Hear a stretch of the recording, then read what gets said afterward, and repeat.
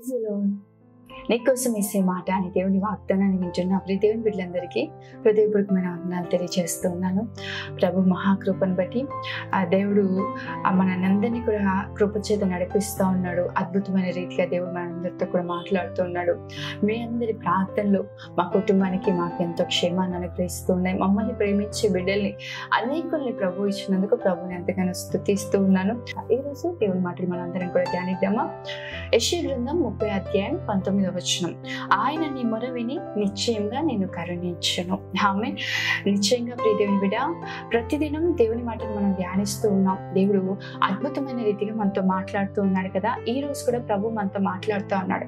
దేవుడు మనం ప్రార్థించినప్పుడు, మనం మొర పెట్టినప్పుడు ఆయన మన మొర విని నిశ్చయంగా మనల్ని కరుణించే దేవుడు అయి ఉన్నాడు. చాలాసార్లు మనుషుల దగ్గరికి వెళ్ళి మన సమస్యలు, మనం ఎదుర్కొంటున్న అనుభవాలు, మనం ఎదుర్కొంటున్న పోరాటాలు చెప్పినప్పుడు వారు మన పట్ల కరుణను చూపించరు. వారు పైకి మన పట్ల కరుణించినట్టుగా మాట్లాడినా కూడా లోపల మనం ఎదుర్కొన్న పరిస్థితిని బట్టి సంతోషిస్తూ ఉంటారు. లేదంటే ఇలా జరుగుతుంది అనుకుంటూనే ఉన్నాను, చెప్తే వినలేదు అని అంటూ ఉంటారు.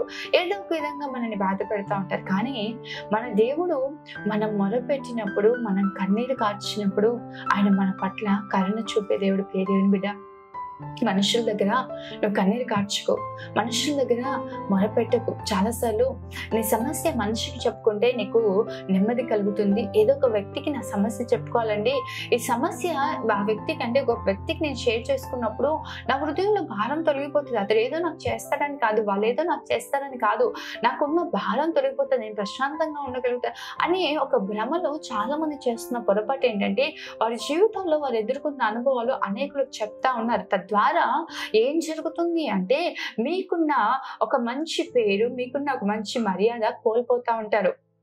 మీ సాక్ష్యాన్ని మీరే కోల్పోతూ ఉంటారు. వారు ఏమేను చేయకపోయేది పక్కకు పెట్టినా దాని ద్వారా మీ జీవితంలో మీరే నష్టాన్ని కొని తెచ్చుకుంటా ఉన్నారు. నిజమే ప్రియ దేవుని బిడ్డ, ఈరోజు ప్రభు మాట్లాడుతూ ఉన్నాడు. దేవుని సన్నిధిలో మీరు మొర పెట్టండి. ప్రభు సన్నిధిలో మీకున్న శ్రమ, మీకున్న బాధ, మీరు ఎదుర్కొంటున్న వేదన యేసయ్యకి చెప్పండి. హన్నా దేవుని సన్నిధికి పరిగెత్తుకుంటూ వచ్చిందండి. ఎల్కానా అనేక మార్లు చెప్తా ఉన్నాడు, అమ్మా ఎందుకు నువ్వు దుఃఖక్రాంతురాలు ఉంటున్నావు, నేను నీకు 10 మంది కుమారుల కంటే శ్రేష్ఠుని కాదా అని ఎల్కానా అనేక మార్లు హన్నాను ఓదారుస్తూ ఉన్నాడు. కానీ హన్నా ఒకానొక సమయానికి వచ్చేసరికి, ఒకానొక పరిస్థితికి వచ్చేసరికి షిలోహు మందిరానికి పరిగెత్తుకుంటూ వచ్చి షిలోహు మందిరంలో మనోవేదంతో, మనో దుఃఖంతో ప్రభు సన్నిధిలో తన గోరునంతా కూడా చెప్తా ఉంది. ప్రభా, నీ సేవకురాలైన నన్ను జ్ఞాపకం చేసుకో, నీ సేవకురాలైన నాకు కలిగి ఉన్న శ్రమను చూడు ప్రభు అని చెప్పి ఈరోజు ప్రభు సన్నిధికి రా. ప్రియ దేవుని బిడ్డ, ప్రభు నేను కరుణించే దేవుడు. నువ్వు వ్యాధితో ఉన్నావా, మానసిక ఒత్తిడితో ఉన్నావా, కుటుంబ సమస్యలు ఎదుర్కొంటున్నావా, వ్యక్తిగతంగా చాలా భయంకరమైన పరిస్థితులు ఫేస్ చేస్తున్నావా, నీ ఉద్యోగపరంగా చాలా మంది కూడా వారి ఉద్యోగాల్లో వారు ఎదుర్కొన్న సమస్యలు, వారు ఎదుర్కొన్న ఇబ్బందులు, మానసిక ఒత్తిడి బయటికి చెప్పుకోలేక ఎంతో మంది కృంగిపోతూ ఉంటారు. అటువంటి పరిస్థితులు మనుషుల దగ్గర చెప్పినా మీకు సమాధానం కలగదు. ఎవరికి లేని సమస్యలు నీకే ఉన్నాయనుకుంటున్నావా అని మాట్లాడతారు అని చాలా మంది సమస్యలు కూడా బయటికి చెప్పారు. అటువంటి సమస్యలన్నిటిని కూడా ప్రభు దగ్గరికి తీసుకుందాం. మనుషులు చేయలేని కార్యాలు దేవుడు చేయలేని దేవుడు.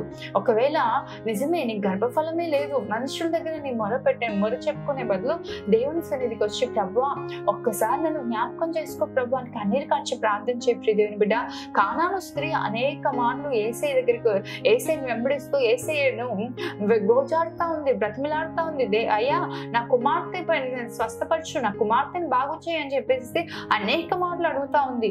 ఎందుకు అంటే ఆయన కరుణించే దేవుడై ఉన్నాడు.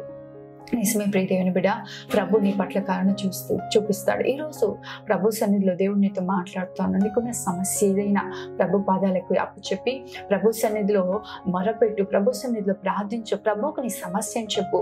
ఆయన నిశ్చయంగా నీ మొర విని నిన్ను కరుణించును గాక. ఆమె ప్రార్థన చేసుకుందాం. మహోన్నతుడైన తండ్రి, సర్వశక్తిమంతుడైన దేవ, సర్వాధికారి నీకే వందనాలు, స్తోత్రాలు ప్రభా. ఈ ఉదయం మీరు మాతో మాట్లాడిన ప్రతి మాటను బట్టి వందనాలు ప్రభా.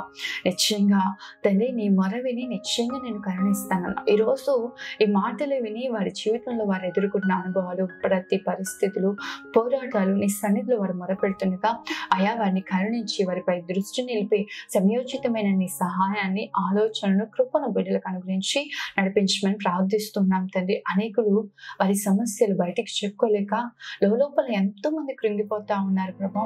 ఆ బిడ్డలు ఏ సమస్యలతో నీ పాద సన్నిధికి వస్తా ఉన్నారో నాకు తెలియదు, కానీ నీ సన్నిధిలో ప్రార్థిస్తున్నా.